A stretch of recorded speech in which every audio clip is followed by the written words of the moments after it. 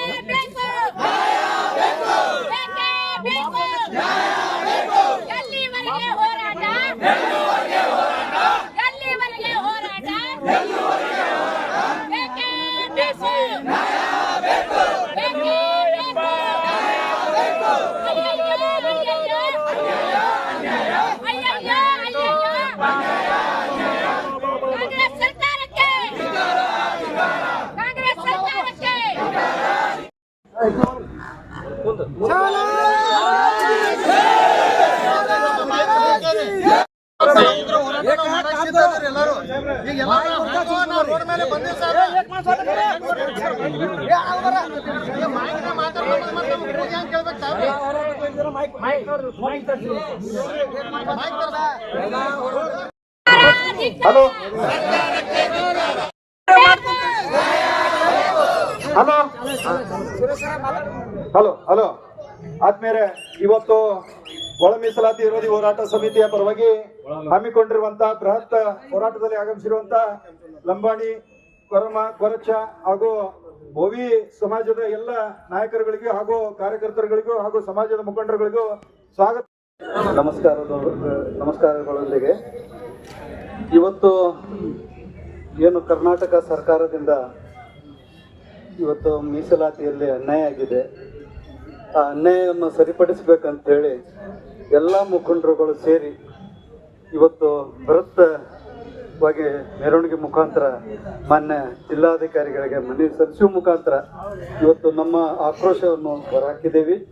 ಇದನ್ನು ಸರ್ಕಾರ ಮಟ್ಟದಲ್ಲಿ ತಿಳಿದುಕೊಂಡು ಬರ್ತಕ್ಕಂಥ ದಿನಮಾನಗಳಲ್ಲಿ ಈ ಅನ್ಯಾಯವನ್ನು ಸರಿಪಡಿಸದೇ ಇದ್ದರೆ ಅತ್ಯಂತ ಉಗ್ರವಾಗಿ ಹೋರಾಟ ಮಾಡ್ತೇವೆ ಅಂತೇಳಿ ಈ ಮೂಲಕ ಸರ್ಕಾರಕ್ಕೆ ಸಂದೇಶವನ್ನು ಕೂಡ ಕೊಡುತ್ತಾರೆ. ರವೀಂದ್ರ ಜಾಧವ್ ಅವರು ಭಜಂತ್ರಿ ಸಮಾಜ ಮೊಟ್ಟ ಮೊದಲಿಗೆ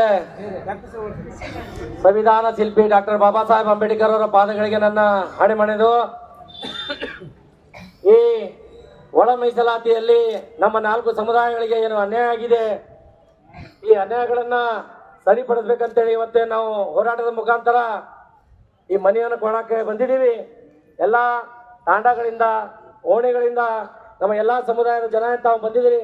ಮೊಟ್ಟ ಮೊದಲಿಗೆ ನಾನು ತಮ್ಮ ಪಾದಗಳಿಗೆ ನನ್ನ ಹಣೆಮಣೆದು ನಮಸ್ಕಾರಗಳನ್ನು ಹೇಳುತ್ತಾ, ಆತ್ಮೀಯರೇ, ತಮಗೆಲ್ಲರಿಗೂ ಗೊತ್ತಿರಲಿ, ನಾವು ಇವರ ಹತ್ರ ಕೇಳ್ತಾ ಇರೋದು ನಮ್ಮ ಭಿಕ್ಷೆ ಅಲ್ಲ, ಇದು ಹಕ್ಕ. ಸಂವಿಧಾನ ನಮ್ಮ ಡಾಕ್ಟರ್ BR ಅಂಬೇಡ್ಕರ್ ಸಾಹೇಬರು ಬರೆದಿದ್ದಾರೆ ಸಂವಿಧಾನ.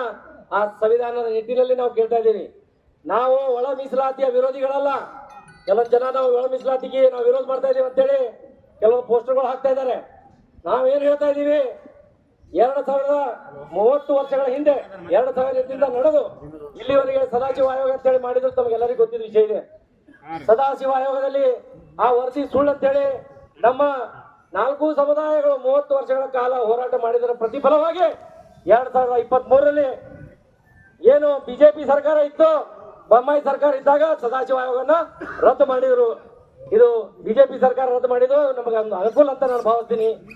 ಅದು ಆದ ನಂತರ ಸುಪ್ರೀಂ ಕೋರ್ಟ್ ಅಲ್ಲಿ ಒಂದು ತಾವೇ ಹಾಕಿದ್ರು ಆತ್ಮೀಯರೇ, ನಮ್ಮ ಸಹೋದರರು, ಈ ಸಮುದಾಯಗಳು ಏನು ಟಚೇಬಲ್ ಅಂತ ಹೇಳ್ತೀವಿ, ಟಚೇಬಲ್ ಸಮುದಾಯಗಳು, ಈ ಸಮುದಾಯಗಳಿಗೆ ನಾವು SC ಪಟ್ಟಿಯಿಂದ ಕೈ ಬಿಡಬೇಕಂತೇಳಿ ಸುಪ್ರೀಂ ಕೋರ್ಟಿಗೆ ಒಂದು ದಾವೆಯನ್ನು ಹೂಡಿದ್ರು.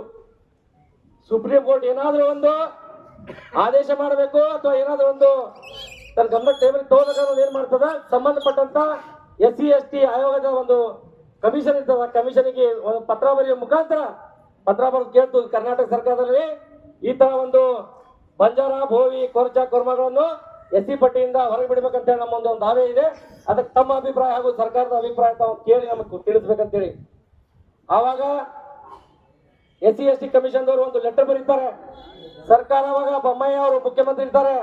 ನಮ್ಮ ಸಮಾಜದ ಎಲ್ಲ ಏನ್ ಹಿಂದಿನ MLA ಗಳು ಇದ್ರು, ನಮ್ಮ ದೇವಾನಂದ ಚವ್ಹಾಣ್ ಆಗಿರ್ಬಹುದು, ನಮ್ಮ P ರಾಜು ಆಗಿರ್ಬಹುದು, ಉಮೇಶ್ ಜಾಧವ್ ಅವರಾಗಿರ್ಬಹುದು, ಅವಿನಾಶ್ ಜಾಧವ್ ಆಗಿರಬೇಕು, ಪ್ರಭು ಚವ್ಹಾಣ್ ಅವರು ಎಲ್ಲಾರು ಕೂಡ ಹೋಗಿ CM ಅವರಿಗೆ ಮನವಿ ಮಾಡಿಕೊಂಡು ಅವರು ಕೈ ಮುಗಿದು, ಸಾಹೇಬ್ರ ಈ ವರದಿ ಅನ್ಯಾಯ ಮಾಡಿದ್ದಾರೆ, ಇದರಲ್ಲಿ ನಾವು ಟಚೇಬಲ್ ಅಂತ ಹೇಳ್ತಾರೆ. ನಮ್ಮ ಸಮಾಜದಲ್ಲಿ ಇವತ್ತು ಕೂಡ ಈಗ ತಾವು ನೋಡಿದಿರಿ ಎಲ್ಲರೂ ಹಂದಿ ಸಾಕುವಂತ ಪ್ರಕೃತಿ ಹೌದು. ಅವರು ಒಂದು ಬಾರ್ಗಿ ಮಾಡುವಂತ ಅವ್ರ ಕೆಲಸ, ನಮ್ಮ ಕೆಲಸ ಏನು, ಭತ್ತ ದೀಪಾವಳಿ ಅಂದ್ರೆ ದೀಪಾವಳಿ ದೀಪ ಹಚ್ಚಿ ಬಂಜಾರ ಸಮಾಜ ಏನ್ ಮಾಡ್ತದ, ದುಡಿಯಾಕ ಹೋಗ್ಬಿಡ್ತದ. ಎಲ್ಲಿ ಮಹಾರಾಷ್ಟ್ರ ಮಣ್ಣಿನ ಕೆಲಸಕ್ಕೆ ಹೋಗ್ತಾರ, ಕಬ್ಬಿ ತೋಡಿಗೆ ಹೋಗ್ತಾರ, ಆ ಕಡೆ ಗೋವಾಕ್ ಹೋಗ್ತಾರ. ಇದೆಲ್ಲ ಮನವರಿಕೆ ಮಾಡಿದ ನಂತರ ಮಾನ್ಯ ಬೊಮ್ಮಾಯಿ ಸರ್ಕಾರ ಏನ್ ಮಾಡಿದ್ರು, ಒಂದು ಅಲ್ಲೇ ಚೀಫ್ ಸೆಕ್ರೆಟರಿನ ಕರೆದು ಈ ಸಮುದಾಯಗಳಿಗೆ ಬಂಜಾರ, ಭೋವಿ, ಕೊರ್ಚ, ಕೊರ್ಮ ಪಟ್ಟಿ ಒಳಗೆ ನೀವು ಬಂಜಾರ ಸಮಾಜಕ್ಕೆ, ಭೋವಿ ಸಮಾಜಕ್ಕೆ, ಕೊರವಾ ಸಮಾಜಕ್ಕೆ ಎಲ್ಲ SC ಪಟ್ಟಿಯಿಂದ ಹೊರಬಿಟ್ರು ಅಂತೇಳಿ ಅಪಪ್ರಚಾರ ಮಾಡಿದ್ರು. ಆ ಅಪಪ್ರಚಾರದ ಜೊತೆ ನಾವು 17% ನಾವು 7% ಕೊಡ್ತೀವಿ, ನಿಮಗೆ 7-8% ಕೊಡ್ತೀವಿ ಅಂತೇಳಿ ಕಾಂಗ್ರೆಸ್ಸಿನ ಕೆಲವು ಲೀಡರು, ನೀಚಿನ ಮಕ್ಕಳು, ತಾಯಿ ನಾಡ ಬಿಚ್ಚಿನ ಮಕ್ಕಳು ನಮ್ಮ ಸಮಾಜಕ್ಕೆ ಅನ್ಯಾಯ ಮಾಡಿದ್ರು. ಅದಕ್ಕೆ ನಾವೆಲ್ಲರೂ ಎಚ್ಚೆತ್ಕೋಬೇಕಾಗ್ಯದ. ಇದು ಯಾರ್ದು ಒಬ್ಬರದ್ದು ಹೋರಾಟ ಅಲ್ಲ. ಈ 4 ಸಮುದಾಯಗಳಿಗೆ ನ್ಯಾಯ ಸಿಗಬೇಕು. ನ್ಯಾಯ ಸಿಗಬೇಕಂತ ಹೇಳಿ ನಾವು ಮನೆ ಅಡ್ಡಾಡಿದ್ವಿ. ನಮ್ಮ ಕೈಯಿಂದ ಎಷ್ಟು ಸಾಧ್ಯ ಆಗ್ತದೆ ಅಷ್ಟೆಲ್ಲ ಸಮಾಜಕ್ಕೆ ಈ ಸುದ್ದಿಯನ್ನು ಮುಟ್ಸಕ್ ಪ್ರಯತ್ನ ಮಾಡಿದ್ವಿ. ಸಿದ್ದರಾಮಯ್ಯ ಸಾಹೇಬ್ರೆ, ತಾವು ಏನ್ ಹೇಳಿದ್ರಿ, ಏನ್ ಮಾಡಿದ್ರಿ? ಈಗ ಮೊನ್ನೆ ಮಾಡಿದ್ರು, ತಮಗೆ ಗೊತ್ತಿದೆ, ಒಂದು 6 ತಿಂಗಳ ಹಿಂದ ಒಂದು ನಾಗಮೋಹನ್ ದಾಸ ಆಯೋಗ ಅಂತ ಹೇಳಿ ಒಂದು ರಚನೆ ಮಾಡಿದ್ರು. ಒಬ್ಬನ ನಾಗಮೋಹನ್ ದಾಸ ಅವ ಏನ್ ಹೇಳಿದ್ದೆ ಸುದ್ದ, ಯಾಕೆ ನಮ್ಮ ಸಮಾಜದವ್ರು ಯಾರು ಇರ್ಲಿಲ್ವಾ? ಆ ಸಮಿತಿ ಒಳಗೆ ಒಂದು ಇಬ್ರಿಗೆ ತಗೋಬೇಕಾಗಿತ್ತು, ಭೋವಿ ಸಮಾಜದಿಂದ ಒಬ್ರಿಗೆ ತಗೋಬೇಕಾಗಿತ್ತು, ಕೊರ್ಚ ಸಮಾಜದಿಂದ ಒಬ್ರಿಗೆ ತಗೋಬೇಕಾಗಿತ್ತು, ಲಮಾಣಿ ಸಮಾಜದಿಂದ ಒಬ್ರಿಗೆ ತಗೋಬೇಕಾಗಿತ್ತು. ಅದು ಏನೂ ಮಾಡ್ಲಿಲ್ಲ. ಏನ್ ಮಾಡಿದ್ರಿ? ಅಲ್ಲೇ ಕೂತ್ ಹೇಳಿದ್ರು, ನಮ್ಮ ಸಾಕಷ್ಟು ಸಂಘಟನೆಗಳು ಸಮಾಜಕ್ಕೆ ಅನ್ಯಾಯ ಮಾಡ್ರಿ ಮಕ್ಕಳೇ, ಹೋದ್ಸಲ ನಿಮ್ಮ ಮಾತು ನೀವು ಸುಳ್ಳು ಹೇಳಿದ್ರೆ ನಾವು ಕೇಳ್ಕೊಂಡು ನಾವೆಲ್ಲರೂ ಕಾಂಗ್ರೆಸ್ಗೆ ವೋಟ್ ಹಾಕಿದೆವು. ಕಾಂಗ್ರೆಸ್ ಅವ್ರು ಇವತ್ತು ನಮಗೇನ್ ಮಾಡಿದ್ರಿ? ಬಿಜೆಪಿ 4.5% ಕೊಟ್ಟಿತ್ತು. ಆ 4.5% ಜಾಗ ಏನ್ ಮಾಡಿದ್ರಿ? 0.5% ಹೆಚ್ಚಿಗೆ ಮಾಡಿದ್ರಿ. 0.5% ಹೆಚ್ಚಿಗೆ ಮಾಡಿ 8 ಜಾತಿ ಸೇರ್ಸಿದ್ರಿ. ಒಳಗೆ 59 ಜಾತಿ ಸೇರ್ಸಿದ್ರಿ. ಅದ್ರಲ್ಲಿ 59 ಜಾತಿ ಸೇರ್ಸಿದ್ರಿ. ಸ್ವಾಮಿಗಳೇ, ನಾವ್ ಎಲ್ಲಿ ಹೋಗ್ಬೇಕು? ಬೇಡ ಜಂಗಮರು, ಇವತ್ತು ನಾವು ನಮ್ಮ ಸ್ವಾಮಿಗಳೇ, ನೀವು ಯಾವುದೇ ಒಂದು ವರದಿಯನ್ನ ರೆಡಿ ಮಾಡ್ಬೇಕಾದ್ರ ಯಾವಾಗ ಸ್ವಾತಂತ್ರ್ಯ ಸಿಕ್ಕಿದೆ, ಸ್ವಾತಂತ್ರ್ಯ ಸಿಕ್ಕಾಗಿ ಇಲ್ಲಿವರೆಗೆ ಯಾವ್ಯಾವ ಸಮುದಾಯಗಳು ಎಷ್ಟೆಷ್ಟು ಶಿಕ್ಷಣಿಕವಾಗಿ ಬೆಳೆದವೆ, ರಾಜಕೀಯವಾಗಿ ಬೆಳೆದವೆ, ಯಾವ ಸಾಮಾಜಿಕವಾಗಿ ಬೆಳೆದವೆ ಅದನ್ನ ಸರಿಯಾಗಿ ನಾವು ಮಾಹಿತಿ ತಗೋಬೇಕಾಗಿತ್ತು. ಈಗಾದ್ರೂ ಇದು ಸಮಯ ಮಿಂಚಿಲ್ಲ, ಇದರ ಮಾಹಿತಿ ತಗೋರಿ. ನಿಮ್ಮ ಹಂಗೆ ತೆಗೆದಾಯ್ತು, ಒಳ ಮೀಸಲಾತಿ ಮಾಡೋದೇ ಇತ್ತಂದ್ರ ನಾನು ಕಳ್ಕೊಳ್ಳಿ ವಿನಂತಿ ಅದ, ನಾನು ಇದಕ್ಕೆ ಇಷ್ಟಕ್ಕೆ ಬಿಡಂಗಿಲ್ಲ. ನಾ ಇದರ ಸಂಬಂಧ ಕಾನೂನು ಹೋರಾಟ ಮಾಡ್ತೀನಿ. ನಿಮಗೆ ಎಚ್ಚರಿಕೆ ಕೊಡಕ್ಕೆ ಇಷ್ಟಪಡ್ತೀನಿ. ನೀವು ಈ ಸುಳ್ಳು ಸುದ್ದಿನೇ ನೀವು ನಿಜ ಮಾಡಕ್ ನೀವು ಹೊರಟಿದ್ರ ನಾವು ಮುಂದೆ ಕಾನೂನು ಹೋರಾಟ ಮಾಡ್ಬೇಕಾಗ್ತದ. ಯಾವ್ಯಾವ ಸಮುದಾಯ ಒಳಗ ಯಾರ್ಯಾರು ಸಾವಿರಾರು ಕೋಟಿ ತಗೊಂಡು ಇವತ್ತ ಇಡೀ ಸಮಾಜನ ಲೂಟಿ ಮಾಡಿದ್ದಾರೆ, ಅಂತವ್ರನ್ನ ಬಿಟ್ಬಿಡಿ. SC ಪಟ್ಟಿದ್ರೆ ತೆಗೀರಿ. ಯಾರು ಒಂದ್ಸಲ MLA ಆಗಿದ್ದಾರೆ, ಯಾರು ಒಂದ್ಸಲ MP ಆಗಿದ್ದಾರೆ, ತೆಗೀರಿ ಸ್ವಾಮಿಗಳೇ. ಅವಾಗಿಂದ ಯಾವಾಗ ಸ್ವಾತಂತ್ರ್ಯ ಸಿಕ್ತು ನೀವು ಇತಿಹಾಸ ತಗೊಂಡ್ ನೋಡ್ರಿ. ಯಾವಾಗ ನಮ್ಮ ಸಮುದಾಯಗಳು ಅನ್ಯಾಯ ಮಾಡ್ಯಾರ. ನೆಕ್ಸ್ಟ್ ವರ್ಷ ಪ್ಲೇಟ್ ಚೇಂಜ್, ಸರ್ಕಾರ ಚೇಂಜ್, ಇದು ಆಗಿದ್ ಸತ್ಯದ. ಮುಂದೆ ಬರೋ ದಿವಸದಾಗ ನೀವು ಇದು ಸರಿಪಡದೆ ಹೋದ್ರ ತಾಂಡಗಳಿಗೆ, ಕೊಂಚ ಕೊರ್ಮಗಳಿಗೆ, ನೀವು ಭೋಗಿ ಒಣಿಗೆ ಬಂದ್ರ ನಿಮ್ಮನ್ನ ಚಪ್ಪಲಿ ತಗೊಂಡು ಹಾರ ಹಾಕ್ತಾರೆ. ಇಲ್ಲಿವರೆಗೆ ಈ ಹೋರಾಟದಲ್ಲಿ ಭಾಗವಹಿಸಿದ ತಮಗೆಲ್ಲರಿಗೂ ಇನ್ನೊಮ್ಮೆ ತಮ್ಮ ಮುಂದೆ ಇನ್ನೂ 3 ಜನ ನಮ್ಮ ಸ್ವಾಮಿಗಳು ಮಾತಾಡೋದಾರ, ಅದಕ್ಕೆ ಅವ್ರಿಗೆ ಅನುಮಾನ ಕೊಡ್ತೀನಿ.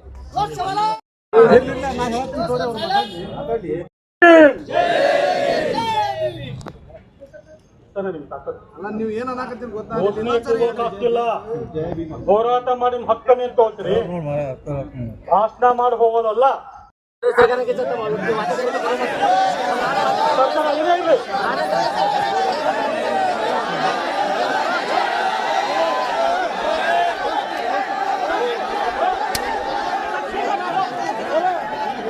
ಪಾರ್ಟಿ